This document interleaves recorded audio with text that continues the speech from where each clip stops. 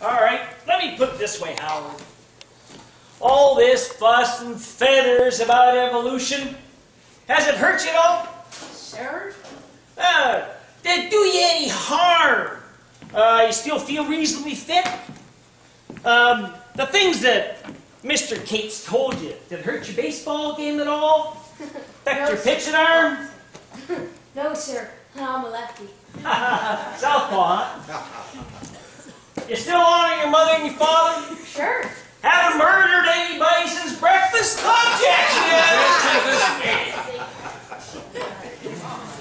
Ask him if his faith in the Holy Scriptures has been shattered. When I need your help, Colonel, I'll humbly ask for it. Now, Howard, do you believe everything that Mr. Cates told you? I don't know. I gotta think it over. Oh, good for you. Your pa's a farmer, isn't he? Yes, sir. Got a tractor? Brand new one. Howard, do you think a tractor's sinful because it's not mentioned in the Bible? I don't know. Moses never made a phone call. Do you think that makes a telephone an instrument of the devil? Never thought of it that way. Well, neither has anyone else, Your Honor. The defense makes the same old error of all godless men. Yeah. They confuse material things for the great spiritual reality of the revealed word. Amen. Amen to that. Why do you bewilder this boy? Does right have no meaning to you, sir? Well, at the risk of prejudicing the case against my client, I must say that right has no meaning for me whatsoever. Truth has meaning as a direction. It's one of the peculiar imbecilities of our time that we've laid this grid of morality over all human behavior, so that every act of man is measured against a latitude of right and a longitude of wrong in exact seconds, minutes, and degrees. Do you have any idea what I'm talking about, Howard? No, sir. Well, maybe you will someday. That's all for now, son. Thanks. I've seen what you can do to a jury. Twist and tangle them. Nobody's forgotten the Endicott publishing case when you made that juror believe that the obscenity was in their own mind and not the printed page. Yeah. It was immoral what you did to that jury, tricking them. Think you can get away with it here? I'm not trying to get away with anything. I'm just trying to prevent the clock stoppers from dumping a load of medieval nonsense into the United States Constitution. This is now a federal court. Well, you gotta stop them somewhere. Your Honor, it's obvious what he's trying to do. He's trying to make us forget about the lawbreaker and put the law on trial. We'll have the answer for you with our next witness. Call Miss Rachel Brown to the stand. Will Miss Rachel Brown come forward, please? Did you know about this? We should have. Rich, what did you tell her? Sit down, Simpson. You're about to get a haircut. Take it easy, son. Take it easy. Rachel, you solemnly swear that the testimony you are about to give is the truth, the whole truth, and nothing but the truth, so help you God? I do. Now, Rachel, I'd just like you to repeat some of the things you told me last night. Mr. Brady, please. Rachel, you said you wanted people here to understand, didn't you, my dear? Yes. Well, then answer my questions. Now, you are an old friend of the defendant, Bertram Cates. We're engaged to be married. Is Mr. Cates a member of the spiritual community to which you belong? Objection. What's all this chatter about spiritual community? If the prosecution wants to know if they go to the same church, why doesn't he just ask that? Objection overruled. You want to answer the question, please? Well, I did answer it, didn't I? What was the question? Do you and Mr. Cates attend the same church? Yes, we did. Do you now? No. Did Mr. Cates leave the church? Well, not really, not the spirit of it. But the body of it, right? Yeah. Mr. Cates left the church that you and he once attended together. Yes. Why? It was because of what happened to the little Stebbins boy. Will you tell us about that, please? It was 2 summers ago. The boy was 11 years old. Mm-hmm. He was one of Bert's students. He lived right next door, and Tommy Stebbins used to come over to the boarding house and look through Bert's microscope. Bert said the boy had a quick mind and might even be a scientist when he grew up. Yes? He went to the river with the other boys and went swimming. He got a cramp and he drowned. Bert felt awful about it. Go on.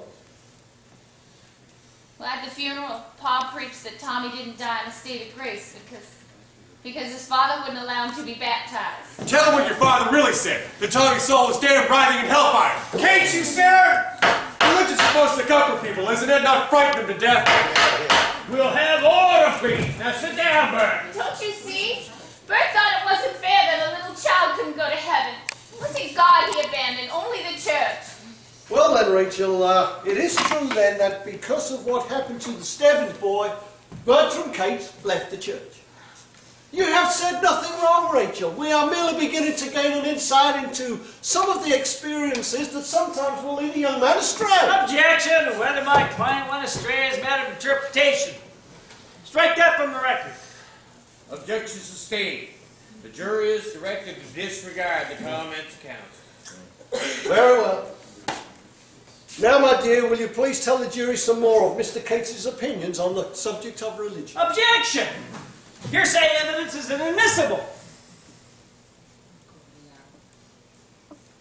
Oh, sir, I'm sorry. I went to sleep just momentarily. The court sees no objection to this line of questioning. Proceed, Colonel Brady. Rachel, will you merely tell the court in your own words some of the conversations you had with Mr. Cates? Rachel, you can't. The things I said to you were questions. Questions you asked your own heart. If you say them out loud, he'll make them sound like answers. I can't. You won't hurt him, Rachel. This is for his own good. Now speak up. Mr. Brady, I confided in you. We are here to serve the truth, Rachel. Only the truth. I can't remember. Rachel, you are testifying under oath, and it's unlawful to withhold pertinent information.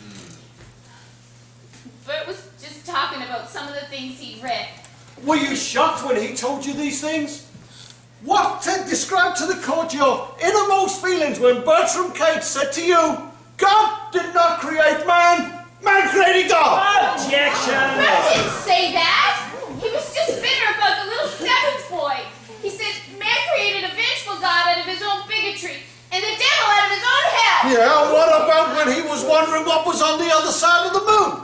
Did he ever mention the possibility of heaven? I mean, did he ever mention that? Or did he just say there was nothing? Nothing but a world of stars and moons and galaxies and universal dust. Come on, tell us some more. What did he say about the state of holy matrimony?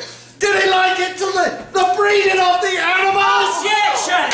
Well, I hope he does, you, Rachel. You want the good people of this town to see what happened to his brain so they can bring him back to his senses. Come on, Teddy! Teddy, tell us some more! Tell us some more! Matt!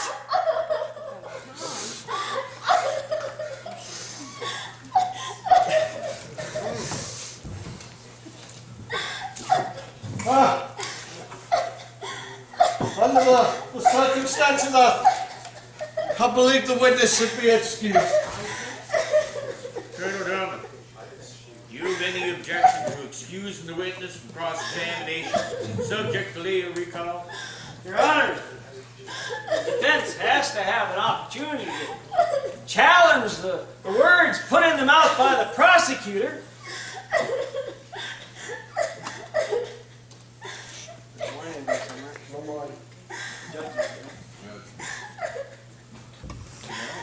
Kate? Don't play with me, let me go. Don't play her, let her go. Rachel's lying. Could we have a minute? You want everything that he put into her mouth to go into the record? It's not that important. Not that. He just pulled you apart like a plucked chicken. Please do as I say. You've got to. Got to what? Let her Send go. you to jail? Let her go. You all-American idiot! She just handed your head to him on a silver platter. You can't get away with that! Damn it, you stay with us. It's none of your business. Don't tie my hands tight. Let her go, or I'll change my plea to guilty.